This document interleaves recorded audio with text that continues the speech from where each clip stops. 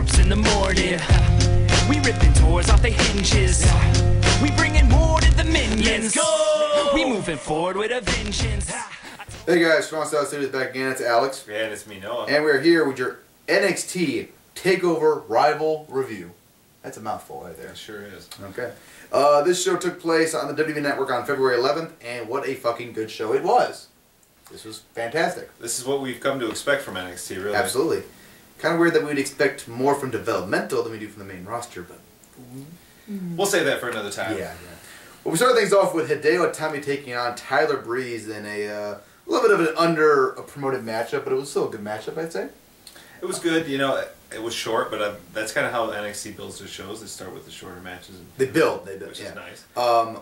One thing, I love Tyler Breeze. I think he's a great wrestler. I think he's a great character. I think he is probably one of the most, like, I just think he works in so many ways for this character.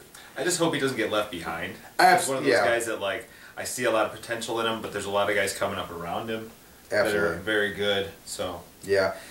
He definitely he has like future Intercontinental champion right all over him. I mean, he looks like a real wrestler. He's like Miz, but like better. Would be over, yeah. Yeah. Anyway, this match was fantastic. I liked it, like, where Itami was just like the better striker, and Tyler Breeze was the better wrestler. And like they actually made it seem legitimate, like that, like Tyler Breeze could take on Hideo Itami, you know, a competitive match this way. Right, and I didn't expect Itami to be the one taking most of the heat in this match, you know, which it made sense considering he's newer to NXT. Right. But it was nice to be able to see Breeze control a match and be real comfortable with it. Yeah. Anyway, Hideo Itami gets the win here by just kicking the shit out of Tyler Breeze in the end. Good match, really, really fun. Very basic formula, but it worked. I give it 3 1/4. I agree with everything you said. 3 1/4. Okay. And then we get to the shit portion of this show. Yes, we do. Bold Dempsey taking on Baron Corbin in a no disqualification match. We hate both these guys, let's be honest. I will say right now, Bold Dempsey at least tries to be somewhat unique and different in NXT. I'll give him credit for that. You know, Baron Corbin looks like every generic big guy, muscle-bound douchebag you've seen in WWE over the past, what, 20 years? There's nothing, like, other than his size, there's nothing about him that stands out to me at all. No. Like, what does this guy bring? He's got a decent finish and a look. Like, other than that, there is nothing from this guy. Nothing at all. Speaking of nothing at all, there was nothing at all to this fucking match. I mean, this was a no DQ match. This is supposed to be like a grudge match, and there was no weapons used at all. Yeah, they botched the McFoley clothesline. Oh yeah, which was pretty. Dempsey, man, God bless you for trying to sell the move, but for God's sakes, if you can't get over the first try, just fucking roll underneath the rope. Yeah, fall through the second, fall under the bottom. Yeah, thank God the camera didn't get to it, but the audience started fucking laughing at it. Yeah. And the commentators said something about it, like, and Dempsey throws himself over. No. This match was decent finish, though, I'll say. It was kind of a cool, like, little, like, you know, sequence. Dempsey runs at him with the chair, Baron catches it and flatlines him, which is cool. Yeah. But it's like, okay, you know, you didn't use the fucking stipulation at all. It was pointless. A star, and I think I'm being very fucking generous. I gave it a star also, just bad. Yeah. And then the badness kind of continued when we had Blake and Murphy defending the NXT Tag Team titles against the Lucha Dragons. Blake and Murphy, I definitely can see potential in. They are they have the fundamentals now. They just need to work on improving those fundamentals. And they need to slow the fuck down. Yes, this was a match where they botched a couple things really early on, and to make up for that, Murphy and Blake and Kalisto, he's guilty of this too, we're trying to move a million fucking hours and do all these crazy spots, and Sin Cara was just like, okay, like, obviously Sin Cara was in the ring just like locking him up in the headlights, like, listen, slow down, don't make more mistakes, calm it down, don't run, you know, just try to build back up, you know. Right. So you could tell he was the guy kind of leading the match. God bless Sin Cara. Right. Anyway, the match progressed pretty nicely. I thought they did some decent tag team match. I think those opening few minutes of botching and sloppiness just really made the audience lose interest in this match, because like they were trying everything to get this crowd back into it, and the crowd just wasn't really eating into but yeah, they just couldn't get him back. There was some good stuff in it though. Like there was a cool spot with Kalisto where he hit that head scissors when Murphy was. I think it was Murphy was. Yeah. That was nasty. That was cool.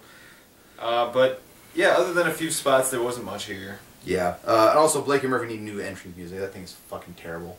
The fucking dubstep bullshit.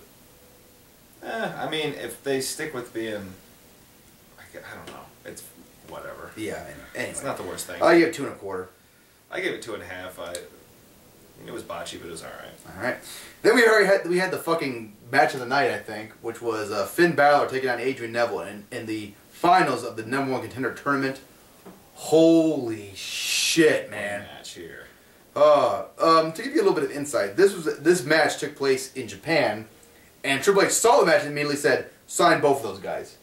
And so these guys had a lot to live up to, and I think they did well in living up to that reputation. I think they did too. This was a great match. Phenomenal. You want to talk about this one? Yeah. The one thing I noticed was like I expected it to be really fast paced right out the gate, but they didn't go that way. They slowed it down. Am I boring? Yes, you are. I'm sorry. Pick up the pace. But yeah, it was a slow pace, so I was like, okay, where are they going to go with this? Is it going to be a technical match? But then the story of the match ended up being, and they kept saying it on commentary, that it was the battle for the top rope. And the way they built the match, it felt like, you know, whoever got their big move off the top rope was going to win it, which was great. I thought that worked so well.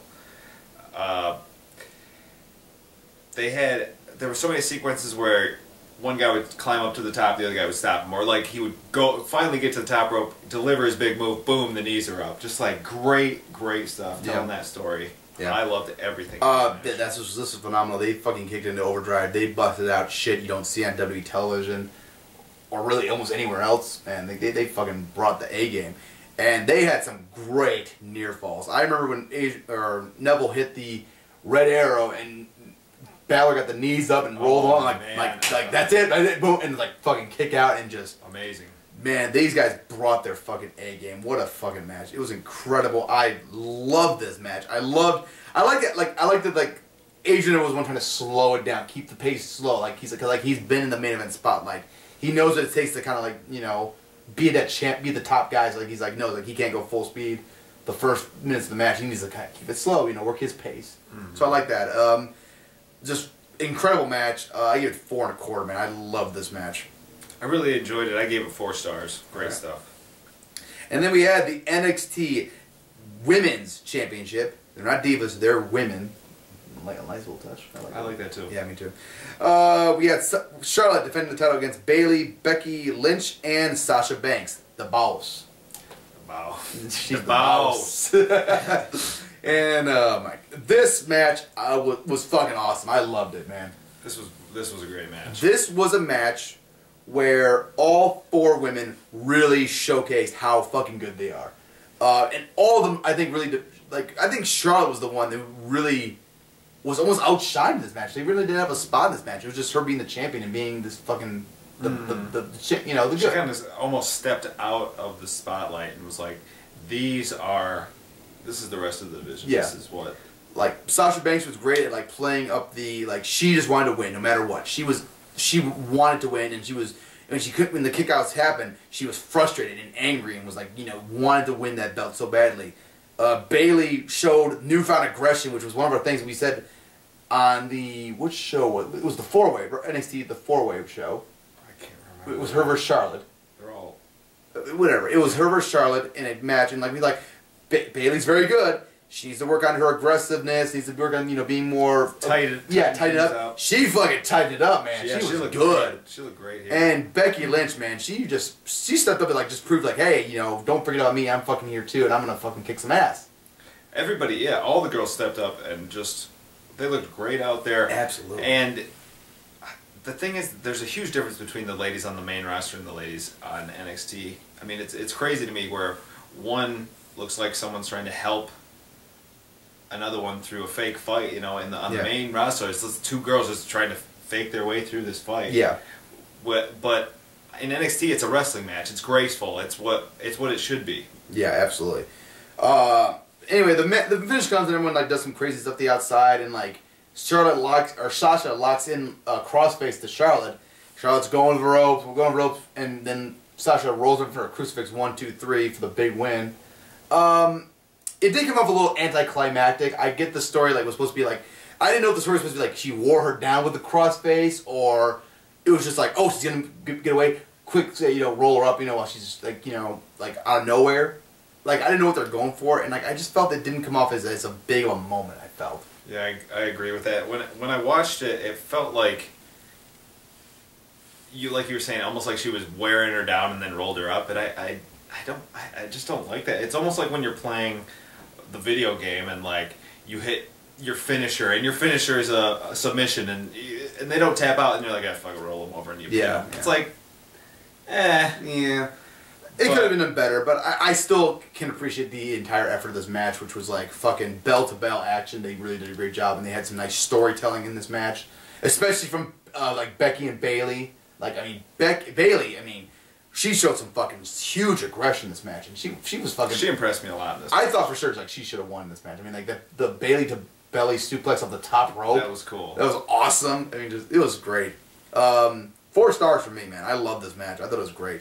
I'm giving this 3 3/4. This was really good, but it just kind of fell a little bit short. I felt like there was some segments where Sasha was talking a lot in the ring, and I know that that's kind of her character. Yeah. But I felt like because we see that in so many Divas matches, that it would have been nice to just leave that out. But at the same time, like her character is the boss. I know, like, but so is.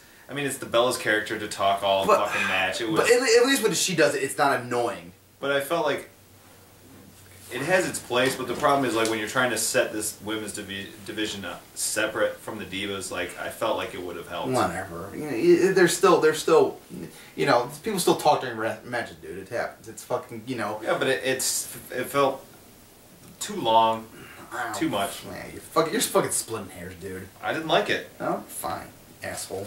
That's why we don't disagree very often. Yeah, exactly. It's not pretty. Because I'm fucking angry. Because I'm always right.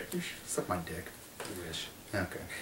Next up, we had the main event. Sami Zayn, Kevin Owens, the NXT Championship. In many regards, man, this was like the fucking greatest thing to ever happen in wrestling for me.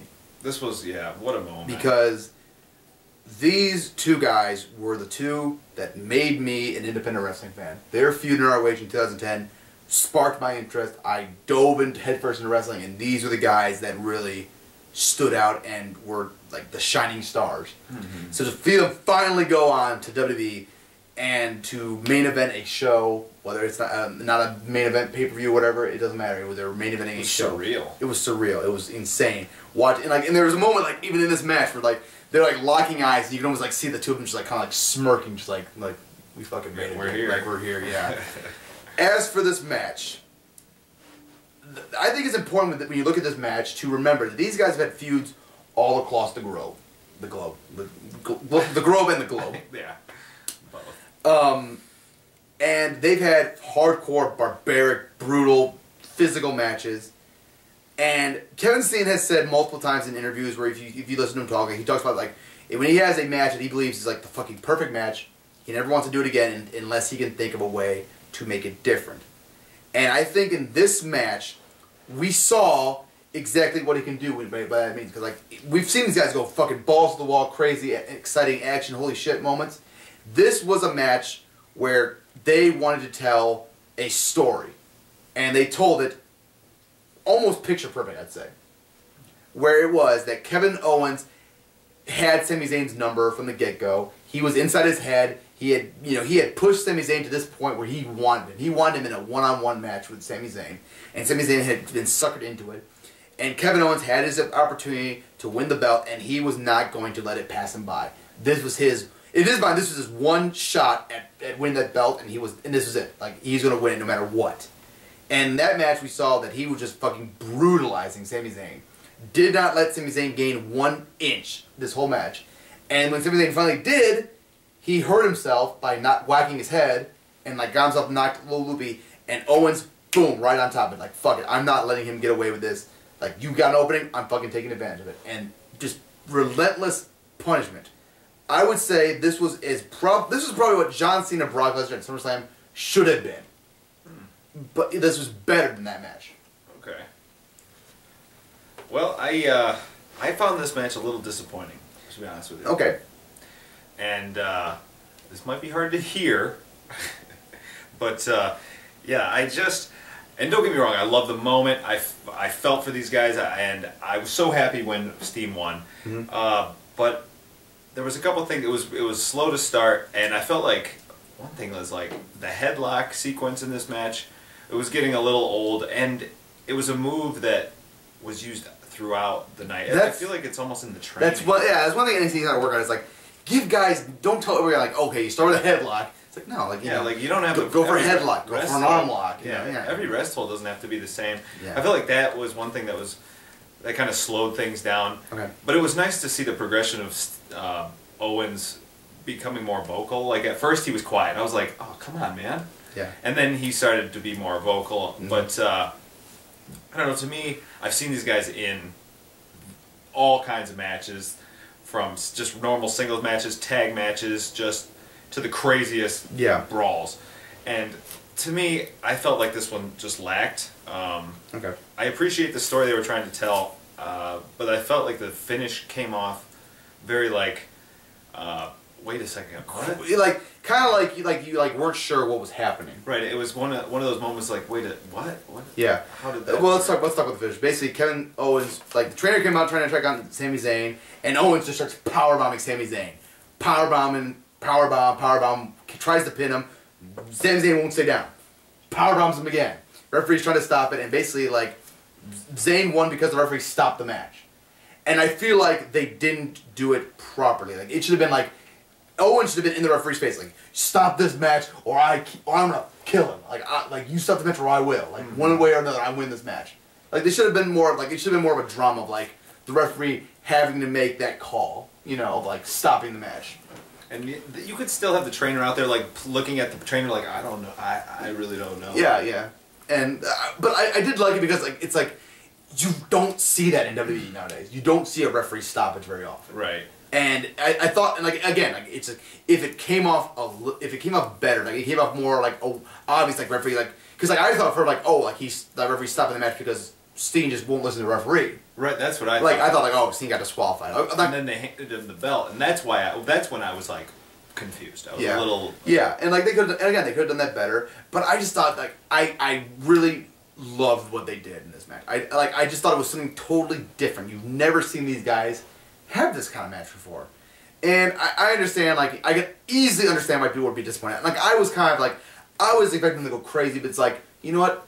Like, I can appreciate the fact, like, you know, yeah, we're trying to prove, like, hey, we're not just the spot guys. We can go out there and tell a story, you know, and like, this is, and in fact, WWE is about storytelling in the ring. Sure. And, you know, it's about, you know, and I thought that it was, like, the best finish you could have, where you could keep the story going in a natural progression.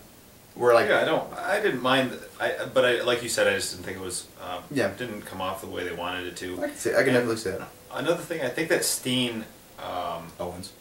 Yeah, sorry, Owens is gotta keep kayfabe. He's got to get kind of acclimated a little bit more to the style. I feel like his offense is just a little dumbed down. Yeah, definitely. He could add a couple things or do some things differently, but you know, I look forward to where this is going. I agree. I give it 4. I'm sorry, but like I love this match. I thought it was great. I thought it was another fantastic chapter into these guys' legendary feud. Okay, I give it 3.5, but I think it's a perfectly acceptable chapter for the feud. And I felt like the reason that it was not on the level of the other ones is because this is reintroducing a feud to a completely new audience. I agree. And also, like, I mean, this is probably the best way you could have this match end. Steen didn't cheat. Steen didn't... But at the same time, Steen didn't win the match by pinning Generico. Same. Right. Sorry. Oop, breaking the fourth wall. Yeah. Yikes. No. We're going to shut down. What would you give the show overall? Oh, man. This was a fun show. It flowed nicely. A couple crap spots, but I'm going to give it a 7.25. I'm going to go with an 8 out of 10, man. I love NXT, man. Like, something about their show is just feel you feel the energy of that crowd. That crowd is is always great. Yeah, like even the bullshit they somehow like and they enjoy and like it's almost like a Chikara crowd where they really invest. Yeah. Like here's the card, and they're like, okay, well then let's just have fun. Yeah, you know. And I thought the last 3 matches were just spectacular and produced some of the best quality matches from NXT. And just these guys are so fucking amazing, and it's amazing to look at the difference between NXT and WWE. It's really staggering. And to me, this show was like a setup show for like the next. Yeah, and I totally special agree. is going to be amazing. I think it's going to be incredible. All right, man. Too sweet. No, too. Yeah. Oh yeah. Swerved you. Take care, guys. Bye.